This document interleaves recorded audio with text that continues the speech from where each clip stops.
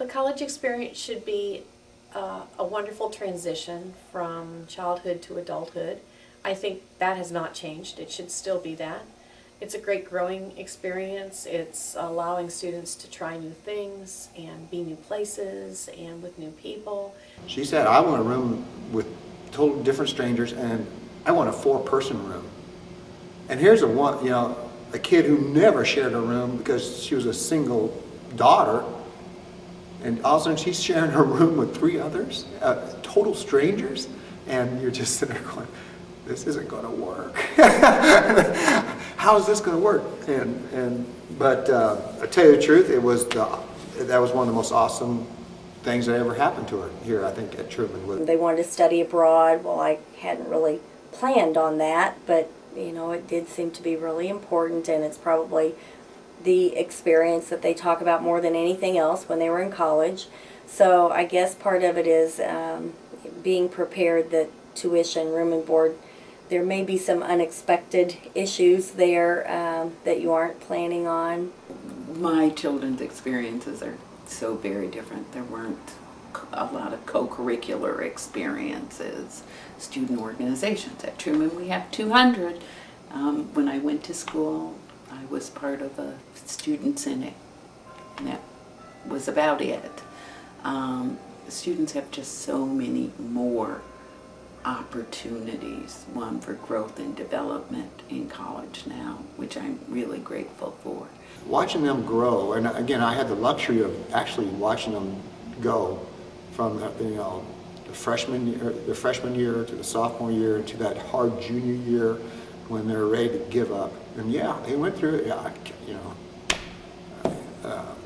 there was times none of them came home and said, I'm quitting. None of them did that, but you could tell that they had hit that part of their college career where they're just like, they feel like they're banging their head up against the wall each time they get out of bed. And you just support, say buck it up and go. We grew closer in other areas, in other ways, more of a, I don't want to say best friend because it was deeper and more than that, but we grew to another level of our friendship and our love for each other, and as a family. Also knowing that they were able to make some of those decisions on their own, and that they too had moved up to another plateau. My son, in the back of my mind, I wondered whether maybe he would go into pre-med. My older son decided history because that's what he loved. And he had a great experience because that's what captured his imagination and made it better for him to go to those classes every single solitary day and to see his future. So I would hope parents would allow their children to make particularly those academic choices, because I just see so many unhappy kids. I still see because of Katie's around so much, I still see the little girl that I raised, but I also see the young woman. Ooh, that's even tougher for me. Ooh, the young woman who's ready to take on the world. Well, I think the best advice I could give is to be there for them when it comes to support. Talk to them, ask questions, and hopefully talk to them before they go to school about the issues that are important to you and to them, and concerns, that kind of thing, so that you've discussed it, you've opened that line of communication before there's a problem. There are going to be some difficult times. There are going to be some times when you've got to trust yourself as a human being on your own without children, and a lot of times that you're going to have to trust your college student on their own without you. But I can just say from experience, because both of my sons have graduated with advanced degrees and